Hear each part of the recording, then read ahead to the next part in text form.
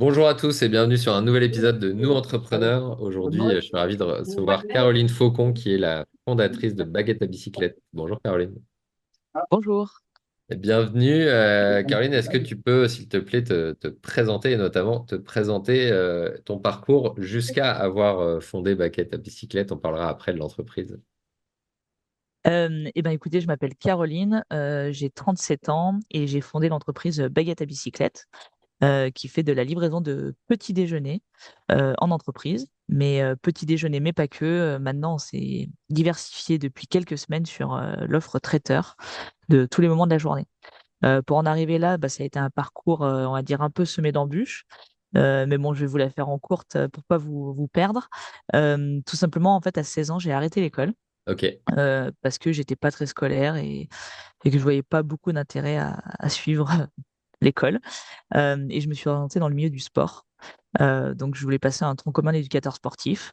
Et puis, finalement, après quelques années d'exercice en tant que prof de fitness, je me suis rendu compte que c'était pas du tout ma vocation. Et entre le sport hobby et le sport métier, il y avait quand même ouais, une grande différence. Et j'ai finalement repris mes études à 21 ans. Et donc, mes études niveau seconde, hein, parce qu'en seconde, j'avais arrêté à 16 ans.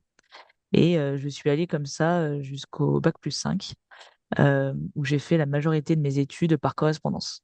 Donc, j'ai fait un bac en candidat libre, des études en gestion d'entreprise par correspondance, management. Et puis, j'ai fait une dernière année un peu bonus à l'EM Lyon en master entrepreneuriat. excellent.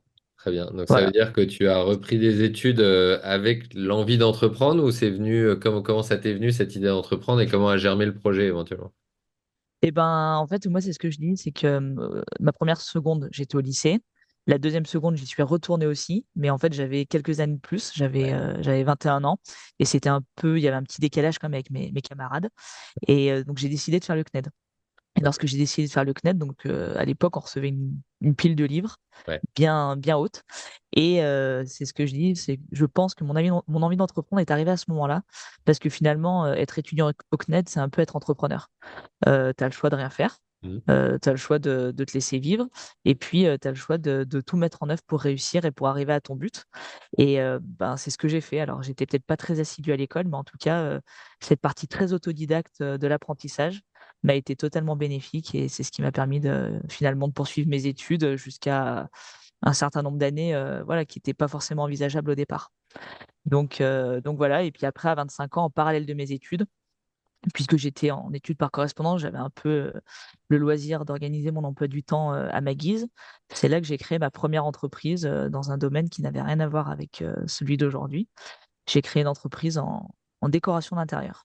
Ok. Voilà. Et mon objectif de faire cette société, c'était de voir si l'entrepreneuriat, c'était fun. Voilà. Excellent. Donc, bon, 12 ans après, j'ai Et l'impression alors, que c'est c'est fun fun? puisque j'y suis encore.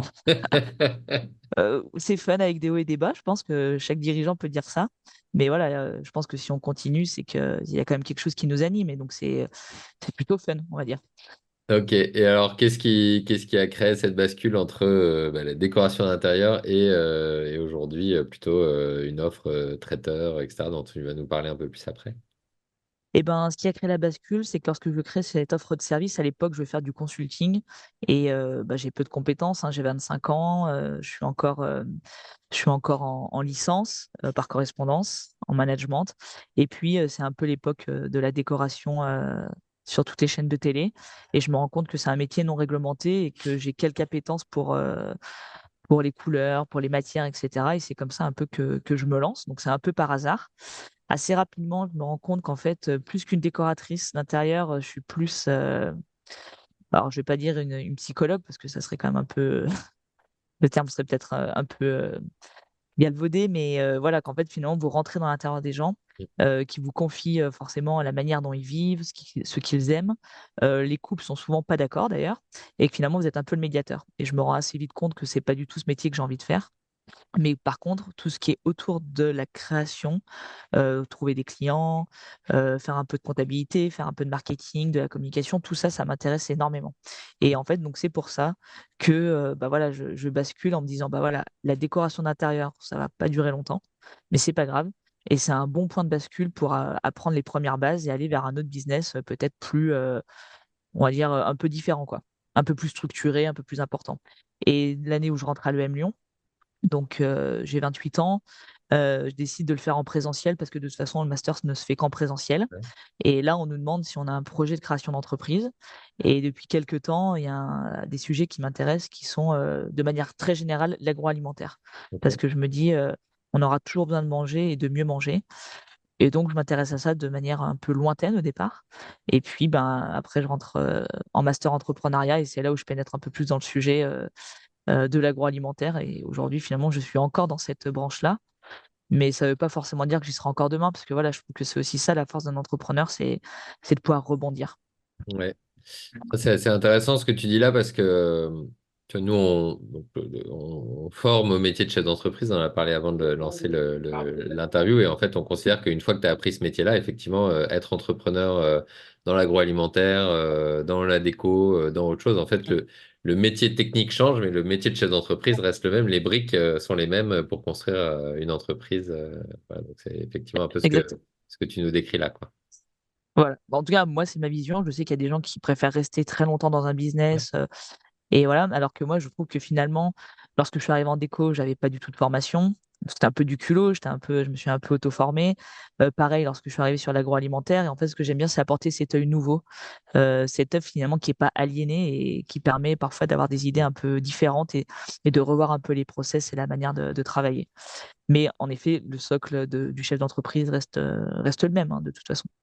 Et alors, que fait Baguette à bicyclette de manière plus détaillée? À qui est-ce que vous vous adressez et qu'est-ce qui fait que les gens viennent, reviennent, quelle est votre unicité?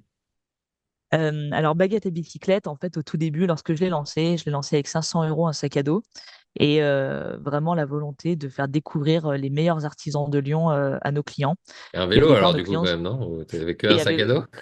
un sac à dos et un vélo, mais un vélo non électrique, Décathlon, pour pas les citer, et assez basique. D'accord. Euh, et donc, je me suis lancé très simplement et je voulais vraiment que les gens puissent découvrir des bons artisans lyonnais sur des produits qui ont l'air tout à fait basiques, qui sont le pain au chocolat, le croissant et la baguette. Parce que je trouvais qu'en fait, la boulangerie qu'on a à côté de chez soi, on en a beaucoup, hein, souvent, elles sont pas forcément de qualité et je trouvais qu'il y avait une petite frustration. Et donc, mes premiers clients, c'était les particuliers, c'était de livrer un bon petit déjeuner à des particuliers. Petit à petit, j'ai des hôtels qui se sont ajoutés. Et puis enfin, dernièrement, dans le fil de l'entreprise, les entreprises sont venues vers moi en me demandant de leur livrer des petits déjeuners de qualité. Donc c'est comme ça que j'ai commencé de manière un peu itérative. Vu que j'avais pas beaucoup d'argent au départ, j'avais pas vraiment étudié le marché. Et en fait, j'ai jamais été salarié de ma vie, mis à Ouais. part sur des petits jobs étudiants. Et donc moi, j'avais pas forcément conscience qu'en entreprise, on mangeait à différents moments de la journée, Mhm. pour différentes occasions. Ouais. Et donc, c'est comme ça que de manière un peu innocente, j'ai commencé à leur livrer des petits déjeuners avec de la mini-viennoiserie, du café, des jus d'orange. Et derrière, moi, il y avait tout ce sourcing à faire pour aller trouver les meilleurs produits et créer les process pour travailler ensemble. Et donc voilà, aujourd'hui, on a élargi notre gamme de produits à l'offre traiteur, l'offre cocktail, parce que finalement, ça a été une demande de nos clients, et puis bah, aussi parce que dans des perspectives de croissance, le petit déjeuner en entreprise à Lyon, ça reste quand même un secteur de niche, Ouais. et qu'on est quand même dans des temps où il faut s'ouvrir. Et puis vu qu'on avait le carnet d'adresses, ben, ça vaut quand même le coup d'élargir les moments qu'on propose en entreprise tout au long de la journée. Ouais. Donc, c'est toi, c'est vous qui avez développé ça ou alors en fait, c'est des clients qui se sont dit, ah, mais au fait, là, c'était super, la prestation, faites traiteur du matin, est-ce que vous faites la même chose pour le soir? Comment c'est venu? Et ben, en fait, ça a été un peu les deux. Ouais. On va dire que c'est un concours de circonstances. Ça arrivait parfois que les gens nous disent, mais vous faites que le petit déjeuner. Bah, c'est dommage parce que moi, je cherche un prestataire unique pour toute la journée, donc je vous prendrai pas. Donc c'est un peu de frustration. On leur disait, ouais, mais pour le petit déjeuner, je pense qu'on est vraiment les meilleurs, parce qu'on fait que ça, donc on le fait vraiment hyper bien. Ils disaient, oui, mais nous, en termes de simplicité, on cherche autre chose. Proposez-nous du midi. Et donc, finalement, petit à petit, on a commencé à y réfléchir.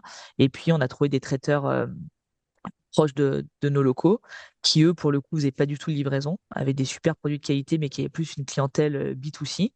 Et donc, on leur a dit, ben, si on travaille ensemble, finalement, c'est gagnant-gagnant. Et je pense qu'aussi, la force d'un entrepreneur, c'est d'aller justement créer ces liens, créer ces ponts. Et moi, c'est ce métier que j'aime, c'est de créer du lien, de rencontrer des gens et d'essayer d'associer nos business. Et c'est comme ça qu'on a commencé à travailler avec des traiteurs et qu'on a pu proposer une offre plus complète aux entreprises.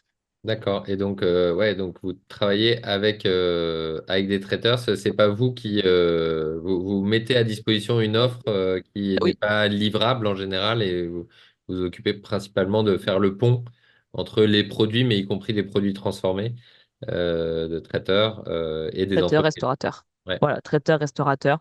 En fait, finalement, on est presque un service logistique ouais, et un service de sourcing et puis d'une activité de commerce, hein. ouais. C'est Parce tout à qu'en fait, aujourd'hui, une entreprise, si elle commande chez un traiteur toutes les semaines, le menu change rarement. Enfin, un traiteur ou enfin voilà, le menu change rarement, il y a plutôt une saisonnalité.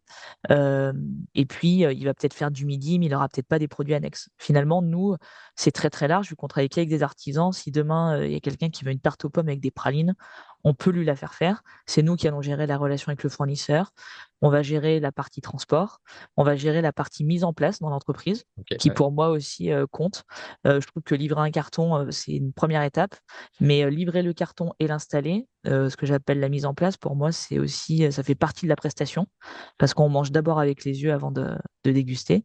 Et le visuel est très très important. On peut avoir une super tarte aux pommes avec des pralines, par exemple, mais si elle est présentée dans un carton à la va-vite, sans couteau et que chacun l'a coupée avec ses mains, je trouve que la situation, elle est dégradée, quoi. Oui, puis Et moi, ce que j'aime, il y a un vrai besoin en entreprise. Personne dans l'entreprise a le rôle de c'est, préparer ça, de le faire. Personne n'a le temps. voilà. C'est une Donc attente. nous, notre rôle, c'est vraiment de l'apporter, de le disposer et de venir récupérer les contenants parce que ben, dans une logique écologique, je trouve que c'est assez aberrant aujourd'hui d'avoir des contenants à usage unique. Donc nous, on récupère, on désinfecte, etc. Et voilà, et on réutilise. Et lorsque j'ai créé la société, c'était vraiment ma volonté, c'était de dire on transporte proprement à vélo. Même des grosses prestations traiteurs, c'est possible parce qu'il y a des nouveaux outils, des remorques, etc. Et puis, bah, c'était aussi de se dire, on essaye de faire ça de manière un peu plus propre que nos prédécesseurs, en incluant vraiment cette logique écologique, du contenant réutilisable, du compost pour les matières organiques qu'on peut avoir, type du café, du thé, etc. Des oranges. Voilà, on fait beaucoup d'oranges pressées, donc on a Ok. beaucoup, beaucoup de déchets d'oranges. Et puis, ben, voilà, d'essayer de mettre un peu notre pierre à l'édifice sur le côté écologie et développement durable. D'accord, donc vous récupérez les emballages et aussi les déchets organiques. Ouais, tout à fait. Bah, Ok. en fait, nous, les déchets organiques, on fait le café dans nos locaux. Et donc, le café, après, est récupéré, composté. La même chose pour les oranges, Oui, ça c'est dans etc., vos etc. locaux, ouais, d'accord. Ouais. Voilà. Mais après, chez les clients, on vient récupérer, au lieu d'apporter des cartons, on met des viennoiseries, par exemple, dans des bannettes en bois. On présente les pièces cocktails dans des assiettes classiques, hein. Mhm. Mais en plus, ça donne aussi un peu un style à la table. Enfin, Ouais. il y a un petit côté déco. Donc, je retrouve mon premier métier. Excellent. Je fais le pont. Et puis voilà. Et en fait, ça permet bah, de tout récupérer, tout désinfecter, tout réutiliser, quoi. Ok. Et alors, comprends bien ce que tu fais. Est-ce que ça s'adresse à des grosses entreprises qui ont besoin, qui peuvent seulement avoir des buffets de 100 personnes ou plus, à des petites entreprises? Est-ce que c'est aussi du repas, enfin voilà, à qui vous vous adressez ou quelle est votre niche un petit peu, en plus d'avoir la niche écologique, de faire le lien des produits locaux, ça, on a bien compris, mais en termes de clientèle, c'est pour qui c'est pertinent? Et ben, c'est pertinent. Donc, bah, c'est vrai qu'on a quand même la chance d'avoir une large cible de clientèle. D'accord. Euh, c'est déjà quand même des entreprises qui ont l'habitude de recevoir des clients la plupart du temps, ou qui ont l'habitude de créer du team building en entreprise. Pour faire venir les gens, vous leur dites qu'il y a le petit déjeuner du mardi, forcément, ça va créer une sorte de petit événement et les gens vont plus facilement venir au travail. Ouais. Donc ça, c'est Ça peut être c'est du la première récurrent chose. comme ça, d'accord, ouais. Ça peut être du récurrent et on a des clients qui commandent toutes les semaines. Ok. Voilà. Et donc, on va dire que nos petits déjeuners, nos plateaux traiteurs, ils commencent à partir de 10 personnes. Ok. Et puis, le maximum qu'on ait fait sur du petit déjeuner, c'était 900 personnes. Ouais. Donc, la cible, elle est assez large. Ça va des tout petits bureaux jusqu'à des entreprises voilà, beaucoup plus importantes, des banques d'affaires. Enfin, voilà, on a tout type de clients. Vraiment, c'est assez large. D'accord, donc ça peut être autant voilà, petit déjeuner récurrent que des prestations un peu cocktail, etc. Vous faites aussi du déjeuner, par exemple, si il y a une réunion de 10-12 personnes, donc à partir de 10, Ouais, vous faites voilà. également ça? Bah, en fait, on essaie toujours de se réinventer un petit peu. C'est-à-dire que bon, le petit déjeuner, c'est quelque chose d'assez classique. Il y a de la viennoiserie, il peut y avoir des choses un peu différentes, de la viennoiserie de couleur qu'on a réussi à sourcer et à faire développer, parce que parfois on fait des produits avec des boulangers. Ouais, Sur le midi, l'avantage de travailler avec des restaurateurs et des traiteurs, les recettes, elles changent toutes les semaines.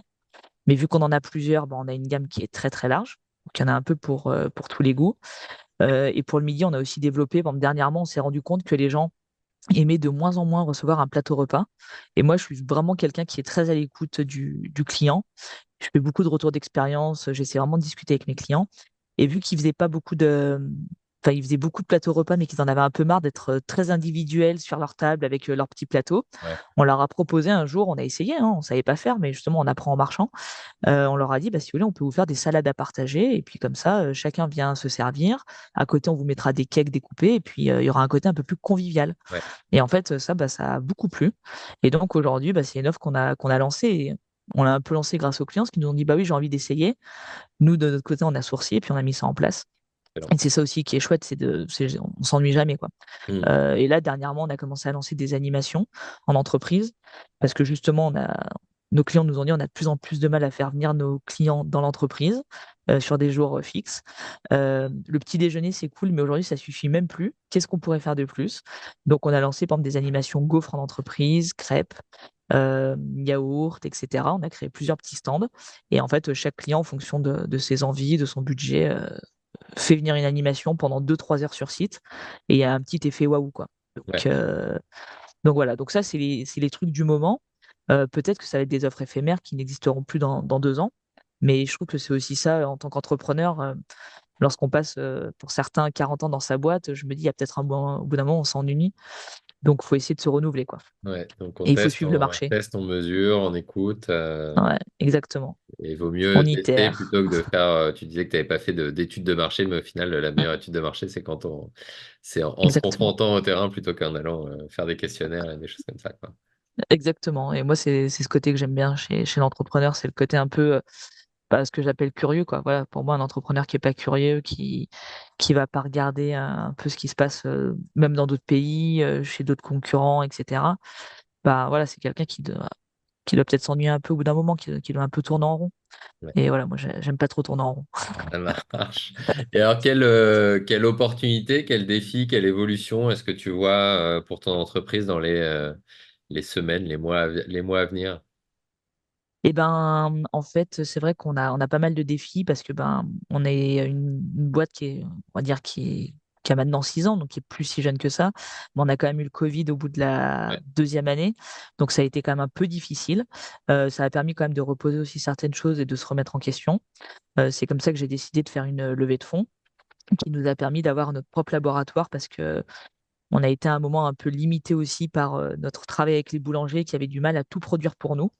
Donc voilà, on a réfléchi à une organisation un peu différente. Donc comme je vous disais, on travaille avec des restaurateurs et des traiteurs, mais pour toute la partie boulangerie, on travaille en propre. ok. Donc on a un laboratoire et puis on a des pièces qu'on stocke, hein, par exemple des bouteilles de jus, etc. Et donc c'est vrai que l'enjeu, suite à une levée de fonds et suite à la rentrée au capital d'investisseurs, il y a un enjeu de rentabilité. Et c'est vrai que là, on a mis beaucoup de moyens pour atteindre des chiffres qui n'ont pas toujours été atteints l'année dernière et cette année, enfin en 2023. Et donc, on va dire que vraiment le principal objectif de 2024, c'est d'atteindre la rentabilité avec des ajustements qu'on a pu faire parce que, ben, comme on le disait tout à l'heure, hein, un entrepreneur, ça apprend à chaque moment. Il y a peut-être eu parfois des choix qui n'ont pas été les bons ou qui ont généré un peu de perte de temps, etc. Et ben voilà, aujourd'hui, on essaie vraiment de redresser la barre pour atteindre cette rentabilité sur 2024. Ok. Et quel apprentissage tu as de ces... alors, j'imagine que tu en as plein, mais est-ce qu'il y en a un que tu peux partager sur ces 6 années et même plus en tant qu'entrepreneur, du coup? Alors, il y en a plein. Le plus dur, ça va être de faire un choix. Euh, je pense que bah, déjà, pour un entrepreneur, on peut parler de résilience. Bah, parce qu'au départ, c'est tout beau, c'est tout feu, tout flamme. Et puis après, bah, il y a les épreuves de la vie qui font que bah, voilà, il faut tenir la barque. Donc la résilience, ça fait vraiment partie enfin, pour moi, d'un des meilleurs enseignements, avec la patience aussi. Tout ne se fait pas en un jour, même si on aimerait bien. Moi, par exemple, j'avais une grande vision il y a quelque temps, c'était de faire plein de petits baguettes à bicyclette dans plein de villes de France. Alors, l'ambition est toujours la même, mais déjà, je me dis, si on arrive à en faire un autre, ça serait déjà très bien, parce que le but, c'est que ça marche. Donc, voilà, la patience et la résilience. Et puis, ben, je pense qu'il y a quelque chose qui est important aussi pour le chef d'entreprise, c'est de gérer enfin, efficacement son temps. Essayer de pas trop se faire distraire parfois par des choses qui peuvent être un peu plus futiles. Alors, évidemment, rencontrer des fournisseurs, des clients, des potentiels prospects ou des gens, ça fait aussi partie du métier de relationnel de l'entrepreneur. Mais je trouve qu'il faut pas trop s'éparpiller, quoi. Voilà. Mhm. Donc, la gestion du temps, c'est important parce que c'est ce qui fait que derrière, bah, on est efficace, ça marche mieux, on est moins fatigué, on a moins l'impression de courir après tout ça, quoi. Ok. Et la gestion du temps, c'est souvent une gestion de soi, le temps étant le même pour tout le monde. Eh ben, c'est exactement ce que je dis, c'était là, j'allais y venir. Je trouve que voilà, on s'excuse souvent tous dans nos métiers de pas avoir le temps. Et en fait, moi, je pars du principe que le temps dans une journée, on a tous le même. Mm. Après, ça vient de notre organisation et de la répartition qu'on en fait. Mais voilà, je trouve que j'entends trop souvent, j'ai pas le temps. Mm. Alors qu'en fait, je pense que parfois, il y a beaucoup de gens qui ont le temps, mais ils s'en rendent pas compte. Ouais. Ou voilà, on fait des Ou choix. qui... Ouais. Oui, oui, Car- exactement. Carrément. Et qu'est-ce que tu aurais aimé éventuellement qu'on te dise avant de te lancer? Euh, Bah, je pense que j'aurais pas aimé qu'on me dise que c'était impossible.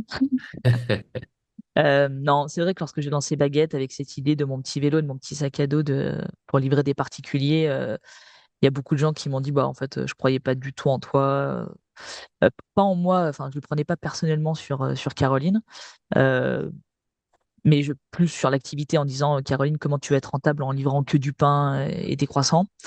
Mais c'est vrai que ça m'a jamais arrêté. Et finalement, ben, même ceux qui croyaient pas en moi, c'est un peu comme lorsque j'ai arrêté l'école et que je leur ai dit, je vais faire le CNED. Les gens m'ont dit, mais Caroline, le CNED, t'as déjà du mal à aller à l'école, alors tu penses bien que ça va être compliqué.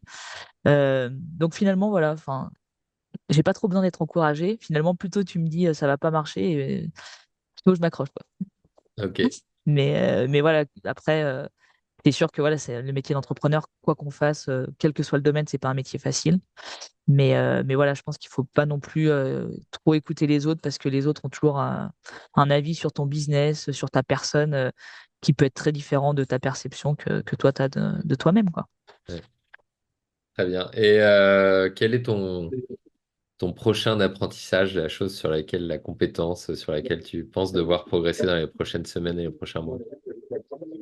Euh, Bah, je pense qu'en fait, moi, j'ai un côté très optimiste, en me disant toujours, ça va bien se passer, presque le côté, j'ai une bonne étoile et ça va aller.